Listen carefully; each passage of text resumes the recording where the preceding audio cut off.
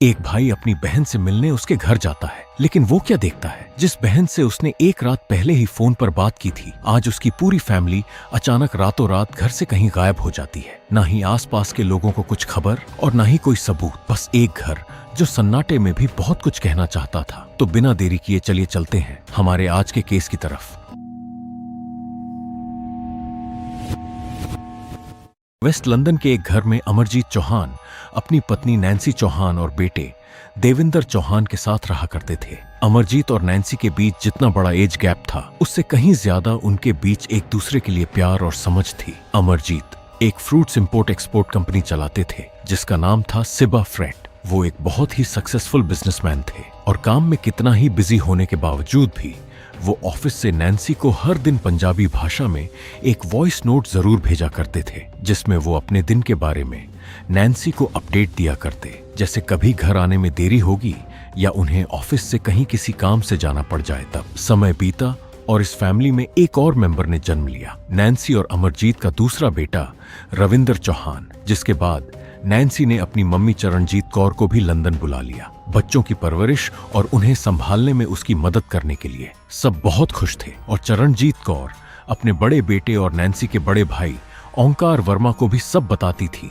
कि कैसे नैन्सी अपने पति और बच्चों के साथ बहुत खुश है। ओंकार वर्मा, जो नैन्सी से मीलों दूर न्यूजीलैंड में रहता था, अपनी छोटी बहन के लिए बेहद खुश था। जब भी नैन्सी से ओंकार की बात होती, वो हमेशा यही कहती कि अमरजीत कितना अच्छा जीवन साथी है, लेकिन फिर भी एक बड़ा भाई होने के नाते ओंकार को अपनी छोटी बहन की चिंता रहती ही थी। इसलिए वो जल्द ही अपनी बहन नैन्सी और नेफ्यूज से मिलने लंदन आने वाला था। 14 फरवरी 2003 को ओंकार अपनी बहन से नॉर्मली बात कर रहा था, लेकिन उस दिन नैन्सी की आवाज में वो शांति और खुशी नहीं थी जो और दिन अपने भाई से बात करते हुए हुआ करती थी। नैन्सी परेशान होते हुए ओंकार को बताती है कि अमरजीत कल से घर नहीं आए हैं और उनका फोन भी स्विच ऑफ आ रहा है। और जब नैन्सी ने अमरजीत की कंपनी में कॉल करके उनके बारे में पूछा तो वहां से लोगों ने कहा कि वो किसी काम से नीदरलैंड्स गए हैं। नैन्सी को यहाँ पर कुछ ठीक नहीं लग रहा था, क्योंकि अमरजीत का पासपोर्ट यूके गवर्नमेंट के पास था और बिना पासपोर्ट वो नीदरलैंड्स कैसे जा सकते थे। पहले तो नैन्सी सिर्फ घबराई हुई थी, लेकिन अमरजीत के एक वॉइस नोट आने के बाद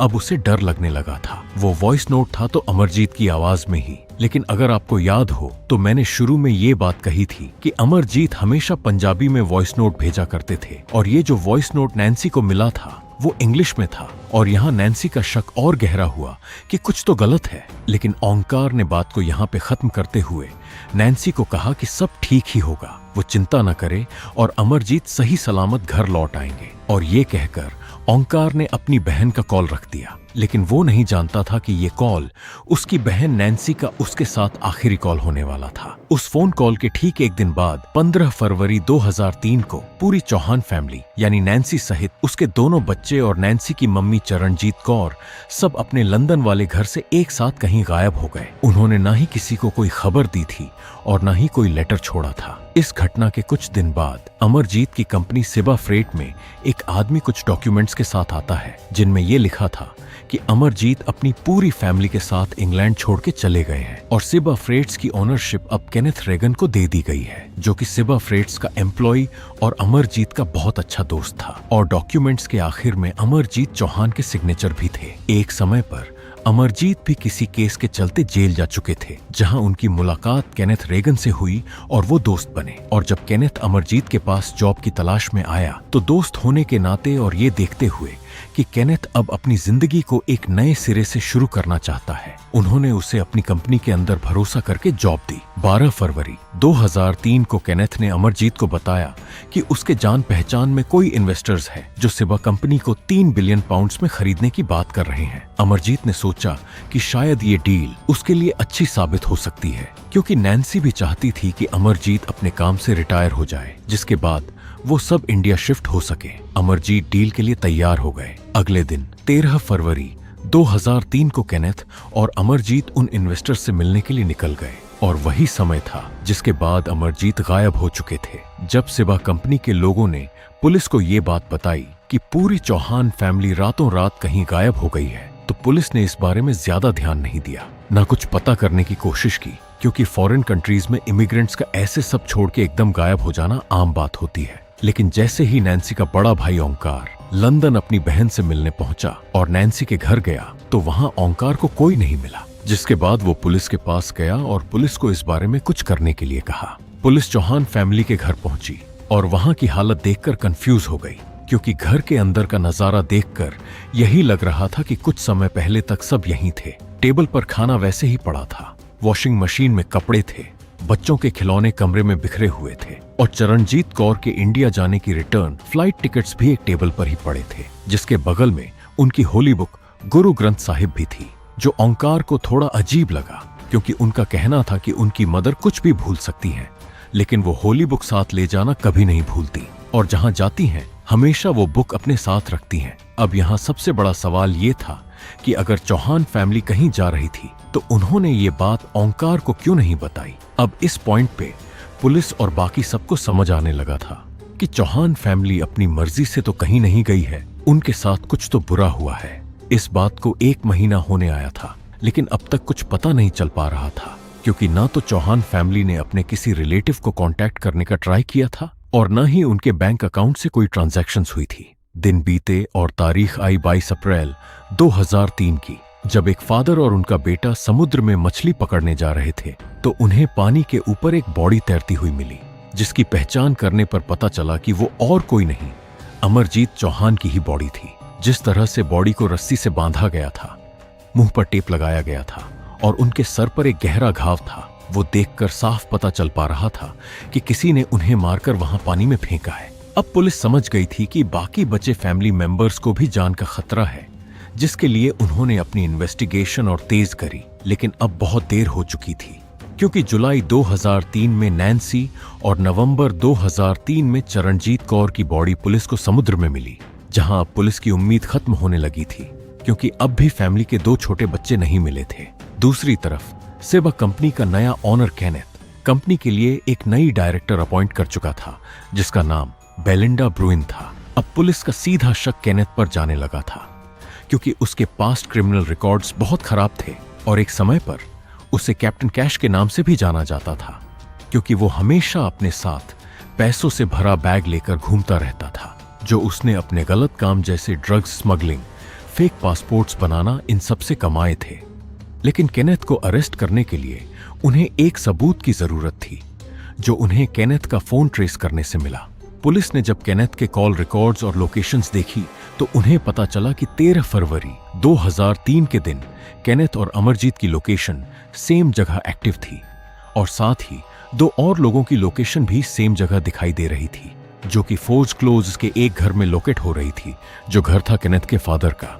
इसके बाद 15 फरवरी को भी केनेथ और उसके साथ एक और पर्सन की लोकेशन अमरजीत के घर के पास शो हो रही थी।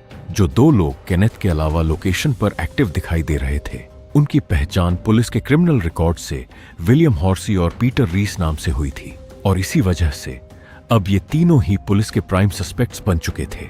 इसी उम्मीद में कि केनेथ के घर से पुलिस को कोई ठोस सबूत मिलेगा, पुलिस केनेथ के घर गई, लेकिन वहां से खाली हाथ लौटी, क्योंकि केनेथ के घर में उन्हें नए फर्नीचर के अलावा और कुछ नहीं मिला। जहां अब पुलिस उम्मीद खोने लगी थी, वहीं एक नए विटनेस ने आके पुलिस को कुछ ऐसा बताया जिससे इस केस को सॉल्व करने के लिए एक लीड मिली। सेबा कंपनी की नई डायरेक्टर बेलिंडा ब्रुइन ने पुलिस को बताया कि कुछ दिन पहले केनेथ और उसके साथी बेलिंडा के फील्ड में गड्ढा करते हुए उसे दिखे, जिसके बाद बेलिंडा ने उनसे उस बारे में पूछा तो उन्होंने बहाना बनाते हुए कहा कि हम यहाँ की ड्रेनेज सही कर रहे हैं, जो बेलिंडा को बहुत अजीब लगा। पुलिस ने बेलिंडा के फील्ड को गहराई से सर्च किया, जहां से उन्हें कुछ बाल, ज्वेलरी और कपड़े के धागे मिले, जो कि अमरजीत और नैन्सी के ही थे। और आखिर में एक ऐसा सबूत मिला जिससे ये केस सॉल्व होने के और करीब आ गया था। जब अमरजीत के कपड़ों और बॉडी की लास्ट टाइम जांच की जा रही थी तो पुलिस को उसके सॉक्स के अंदर एक पेपर का टुकड़ा मिला, जो कि एक लेटर था और उस लेटर में केनेथ का एड्रेस लिखा हुआ था, जिसका मतलब वो लेटर केनेथ के घर पोस्ट किया गया था, जिससे ये साबित होता है कि अमरजीत अपने आखिरी समय में केनेथ के घर ही थे। अब पुलिस केनेथ, विलियम और पीटर को कस्टडी में लेती है, लेकिन ये तीनों ही अपना जुर्म कबूल नहीं करते, जिसके बाद पुलिस मिले हुए एविडेंसेस से अपनी एक थ्योरी बनाती है कि 13 फरवरी 2003 को अमरजीत केनेथ के घर फोर्ज क्लोज में थे, जहां पीटर और विलियम भी मौजूद थे। और यहाँ केनेथ और बाकी दोनों लोगों ने अमरजीत को अपने असली इरादे दिखाते हुए टॉर्चर करके उनसे जबरदस्ती एक ब्लैंक पेपर पर साइन लिए। फिर 15 फरवरी 2003 को केनेथ सिबा कंपनी में जाकर उस खाली पेपर का इस्तेमाल करके झूठे ऑनरशिप डॉक्यूमेंट्स बनाकर सबको दिखाता है, जिसके बाद 15 से 17 फरवरी के बीच इन तीनों ने मिलकर अमरजीत की हत्या कर दी थी। पर मरने से पहले अमरजीत को कहीं ना कहीं ये बात समझ आ गई थी कि ये लोग उनके साथ कुछ गलत करने वाले हैं, जिसके बाद उन्होंने केनेथ के घर से अपने सॉक्स में वो लेटर छुपाया जो केनेथ के फादर को किसी के जरिए भेजा गया था, ताकि पुलिस के पास उनके मर्डर का एक सबूत मौजूद हो जिससे वो इस मर्डर का पता लगा पाए। जिसके बाद 15 फरवरी 2003 को चौहान फैमिली को आखिरी बार देखा गया था और 17 फरवरी को केनेथ और विलियम ने अमरजीत की पूरी फैमिली को भी मारकर बेलिंडा के फार्म में दफना दिया। लेकिन जब इन्हें लगा कि पुलिस उस फार्म की तलाशी ले सकती है तो उन्होंने वो सारी बॉडीज वहां से निकालकर समुद्र में फेंक दी। और इस पूरे प्लान के पीछे केनेथ का इरादा ये था कि वो सिबा कंपनी का ओनर बनके ड्रग्स सप्लाई का इल्लीगल काम कर सके। और जब केनेथ के बारे में उसके आस पड़ोस के लोगों से पूछा गया तो उन्होंने भी यही बताया कि केनेथ एक इंसान के भेष में ऐसा हैवान है जो पैसों के लिए 2 मासूम बच्चों की जान लेने से भी पीछे नहीं हटेगा। जिसके बाद आखिरकार केनेथ और विलियम को कोर्ट ने पूरी चौहान फैमिली मर्डर के लिए लाइफ इम्प्रिजनमेंट की सजा सुनाई और पीटर को 23 साल की जेल हुई, क्योंकि वो सिर्फ अमरजीत के मर्डर में शामिल था। चौहान फैमिली के बाकी मेंबर्स की बॉडी तो मिल गई थी, लेकिन उनके दोनों बच्चों की बॉडी आज तक भी नहीं मिल पाई। ओंकार वर्मा सिर्फ अपनी छोटी बहन को उसकी फैमिली के साथ खुश देखना चाहते थे, लेकिन उनका ये सपना किसी के लालच और धोखे की वजह से सच नहीं हो पाया। I was told that Nancy's body was decomposed, but I insisted on seeing the body because for me it was not a skeleton. For me it was my baby sister. For me she was still alive and I was talking to her, and that was it. A tearful goodbye, that's what I said. I did say that, Nancy, I tried my best, but I couldn't save you. किसी पे भरोसा करने के बदले क्या सिर्फ धोखा और मौत मिलनी चाहिए? आप इस केस को लेकर क्या सोचते हैं? अपनी राय कमेंट्स में जरूर बताएं। इसी के साथ चौहान फैमिली का केस यहाँ खत्म होता है। अगर आपको रियल क्राइम डॉक्यूमेंट्री देखना पसंद है तो चैनल को सब्सक्राइब जरूर करें। मिलते हैं नए केस के साथ अगली वीडियो में। तब तक के लिए सावधान रहें, सतर्क रहें।